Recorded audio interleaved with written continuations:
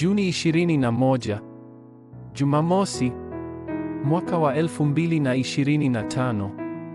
Nahodha wa mnara wa mlinzi katika sehemu 3. Baptizani ya siku zijazo. Isaya 62:6. Nimeweka walinzi juu ya kuta zako, Yerusalemu, hawatanyamaza mchana wala usiku. Ninyi mnaomwita Bwana, msijipe pumziko. Misheni kamili kwa wanafunzi wa chuo ni kuwafanya wasomi wa siku zijazo katika vyuo vikuu vyao. Bila baptizani ya maombi, ni vigumu kugundua tu vipaji ambavyo Mungu amekupa, bali pia itakuwa vigumu kuabiri maisha yako ya kibinafsi pia. Familia yako ni mahali unapoweza kugundua kwa usahihi na kwa haraka mpango wa Mungu. Pia ni mahali unapoweza kugundua majibu yako ndani ya matatizo unayokumbana nayo. Kupitia wakati wa kilele, lazima ufanye maombi yako kuwa baptizani.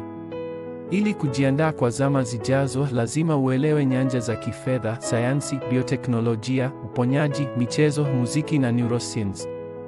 Mifumo ya kifedha kama vile blockchain inalazimika kuwa ya kimataifa zaidi, kwa hivyo kuwa na ufahamu ya matukio ya sasa ni muhimu.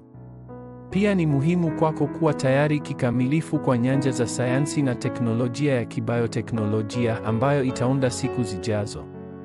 Bila mfumo mzuri wa uponyaji, makanisa yatahangaika. Ndiyo maana ni muhimu kuanzisha mfumo wa uponyaji wa masaa 24. Lazima uwe tayari kwa zama ya neurosayansi, kwani idadi ya watu wanaougua magonjwa ya akili inatarajiwa kuongezeka sana. 100%. Lazima ujiandae ili uweze kuingia katika 300% ndani ya masomo yako.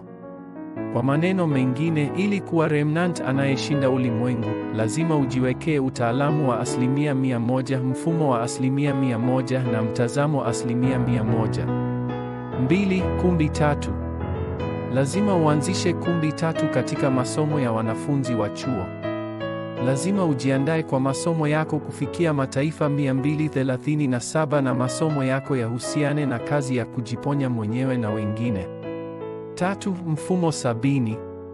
Kama unavyojua sababu iliyomfanya Yesu kuwainua wale wanafunzi 70, ni lazima ujitayarishe hadi kufikia hatua ya kushawishi mikoa 70 na mataifa 70 kwa maombi ya 777.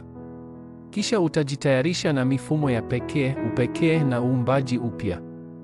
Ni kwa wakati huu utaweza kuwaalika watu binafsi wenye vipawa wa makabila 5,000 na kukitisha mizizi katika mfumo wa upekee na uumbaji upya ndani yao.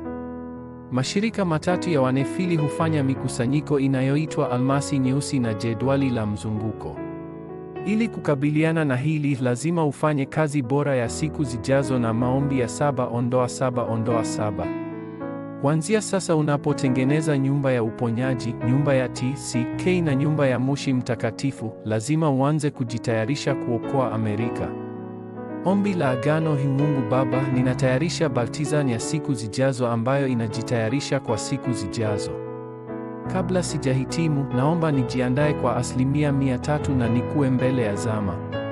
Ninapotengeneza nyumba ya uponyaji, nyumba ya TCK na nyumba ya moshi mtakatifu, zinisaidie kufanya maandalizi ya kuokoa Amerika. Katika jina la Yesu Kristo ninaomba. Amen.